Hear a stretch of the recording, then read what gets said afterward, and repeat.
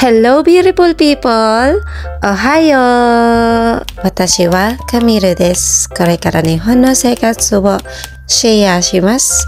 よかったら見てください。January 14, 2024 Araw ng linggo at today ay magbabanding kami nila Daddy Dennis at ni Kaden. Pupunta kami sa isa sa mga sikat na amusement park dito sa Tokyo. At syempre, hindi natin kakalimutan uminom ng ating Daily Beauty Min, ang ating Most View Collagen Drink. And uminom ako nito guys bago umalis kapag feeling ko is makakalimutan ko siya. Dahil feeling ko late na kami makaka-uwi kaya mas bet ko siyang inumin talaga ngayon. Ayan. Ayan na nga guys, gugura na kami papunta sa ating pupuntahan at makakasama ko lang dito ay si Kaden and si Daddy. Bali si Mami lang hindi na raw siya sasama dahil mas bet niyang magpahinga. But ayan, pupunta muna siya sa groceries kaya sasabay na muna niya si Kaden sa bike. And kami naman ni Dennis is maglalakad na lang kami papunta sa station. At pagdating nga namin dito sa station, ayan, bumili na kami ng ticket sa aming tren. At ayan, gagora na tayo doon sa ating mismong pupuntahan. Mabilis lang yung biyahe namin guys. And almost 40 minutes lang mula sa amin yung ating pupuntahan. Pagkababa nga namin dito sa station, may makikita kayo dito mga locker. Perfect siya para sa mga travelers, sa may mga dala na pwede nyong paglagyan ng mga gamit nyo doon. At pagdating din mismo dito sa amusement park, meron na naman silang mga locker. Napaka-convenient talaga dito sa Japan, no? Nga pala guys, dito nga pala kami pumunta sa Tokyo Dome. Ayan, bali first time pumunta dito ni Daddy Dennis at kami naman ni Kaden is second time na namin.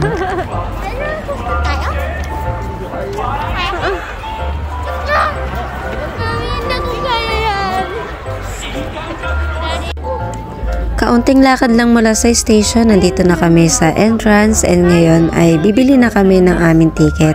At ang kinuha nga namin is yung ride all you can. At inabot siya ng 9,600 yen. Tatlo na kami niyan guys dahil alas 5 na rin kaming nakarating. Kaya mas mababa siya compare sa day pass. At ang una nga namin pinuntahan ay itong Big O. Ito ay isa sa world first centerless Ferris wheel. At bukod dyan, meron pa silang karaoke sa loob. Kaya nakaka-excite talaga pumunta dito guys. Kasi isa ito sa mga Ferris wheel na favorite namin ni Kaden. Ay, ako lang pala. Kung maririnig nyo kanina, parang ayaw talaga sumakay ni Kaden. Pero dahil nga, today is family day, syempre sama-sama kami sasakay. At bago kami sumakay na daanan namin ito guys, ayan, bigla tuloy kami nag-crave sa crepe at sa dessert. Kaya naman nag-stay muna kami dito para mag-merienda.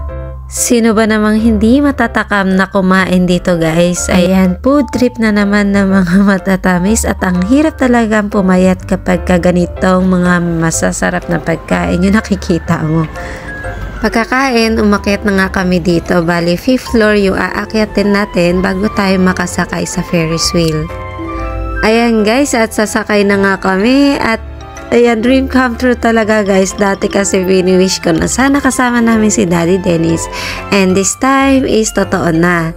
Ayan, may karaoke nga pala sila dito sa loob.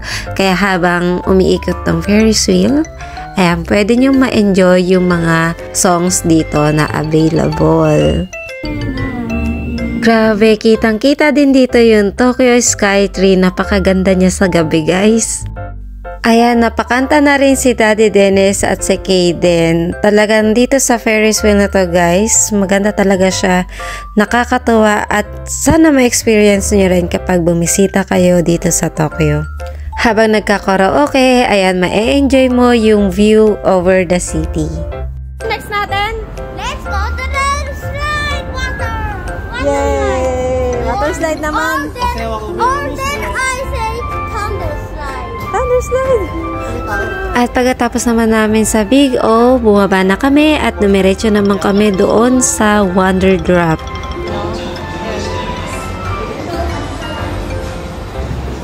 Di mo basa yan?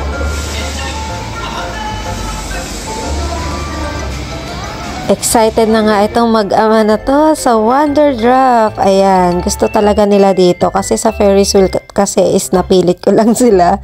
So ayan na nga, dahil water to guys, ay magkakapote tayo para hindi tayo mababasa. Nabasa. Basa ako. Ay. Ang ganda ng tinama natin. Ice cream tapos magpabasa, no? Lamig ng panahon. Lamig ng panahon, tapos ice cream, magpabasa.